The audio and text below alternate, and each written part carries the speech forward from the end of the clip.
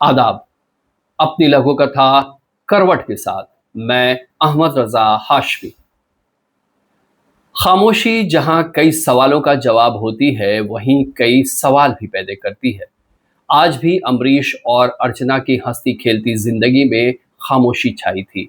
मायूसी में तब्दील होते सन्नाटे की वजह समझ पाने में नाकाम इन दोनों के बच्चे आदतन उधम मचा रहे थे। मामूली बात पर पति पत्नी के बीच हुए मनमुटाव से पैदा खामोशी में खलल पड़ती देख कभी अमरीश तो कभी अर्चना बच्चों पर बरस पड़ते। डरे सहमे दोनों बच्चे चुप कोने में जादू बकते। घर में मनहूसियत और भी गहरी होती जा रही थी। दिन यूं ही गुजरता गया। घर का काम होता रहा, लेकिन सुकून छीनने वाली चुप्पी बरकरार रही। एक दिन बच्चे अपने कमरे में सो रहे थे। बेड पर अर्चना और अमरीश साथ लेटे थे। नींद ना अर्चना की आंखों में थी, ना अमरीश की। अब बहुत हुआ। 3 दिनों से बरकरार चुप्पी कहीं घर की खुशियों को हमेशा के लिए मसल न दे। इस डर से घबराए अमरीश ने करवट बदला तो देखा अर्चना दूसरी करवट लेटी थी। अमरीश बुदबुदाया, बात करने की पहल कर लेती तो आफत नहीं आ जाती। हाँ, सुकून जरूर लौट आता। अमरीश की ये बात अर्चना तक नहीं पहुंच सकी। खुद को हारा महसूस कर उसने मुंह फेर करवट बदल लिया। मुंह घुमाकर लेटी अर्चना बुदबुदाई, अमरीश, हर बार मैं ही पहल क्यों करूं? तुम्हारी पत्नी हूं इसीलिए। नहीं, अब ऐसा हरगिज नहीं होगा। मायके वालों से फोन पर बात करने में तुमने क्यों टोका था? तुम्हारी गुलाम नहीं हूं मैं।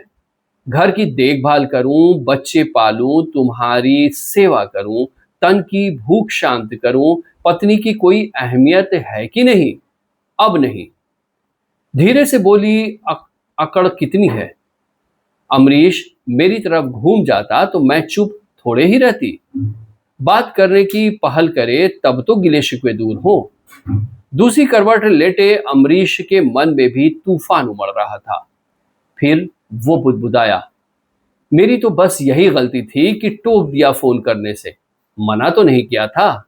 बच्चों का एग्जाम सिर पर है, सब्जेक्ट रिवीजन कराकर फिर चाहे जितनी बातें कर लेती। कोई हैसियत है कि नहीं पति की? घमंड कितनी है? मेरी तरफ करवट बदलती तो क्या मैं पिघल ना जाता? अमरीश के जहन में चल रही इन बातों से अर्चना अनजान थी। अचानक बिस्तर पर गिरी कोई चीज चुभते ही अर्चना ने झटके से करवट बदला। अब दोनों का चेहरा आमने सामने था। आंखें मिली।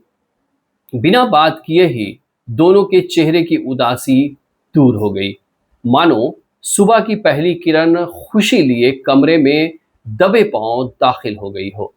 पति और पत्नी का वजूद कुचले जाने का अनजाना डर अमरीश और अर्चना के मन से काफूर हो चुका था।